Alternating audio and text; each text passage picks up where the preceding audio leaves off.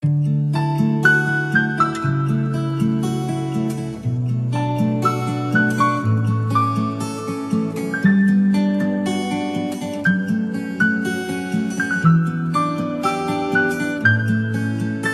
់តាំងពីថ្ងៃម៉ែឃ្លាតទៅបេះដូងកូនមិនភ្លេចឡើយគ្រប់ពីម៉ែទូមានដងជាប់ក្នុងចិត្តកូនកូនអើយត្រូវជាក្មេងល្អខំរៀនឲ្យមានចំណេះធំដឹងក្តីកូននឹងបវរជីវិតកូននឹងខ្ពង់ខ្ពស់ម៉ែនៅលើមេឃមែនទេចាំសុំលឹងមកកូនមែនទេកូនចង់បានភាពកក់ក្ដៅព្រោះនឹក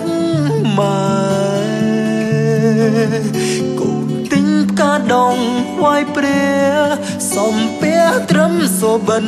ឃើញម៉ែក៏ប៉ុន្តែ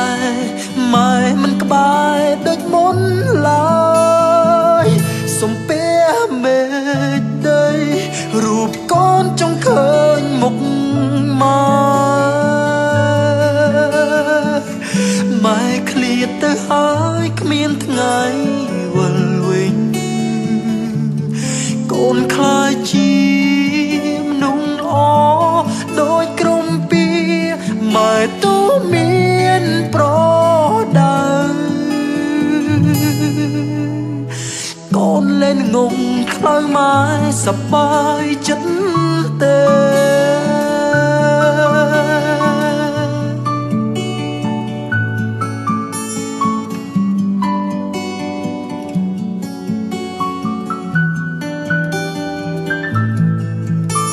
កូនក៏មិនតូចចិត្តដែរ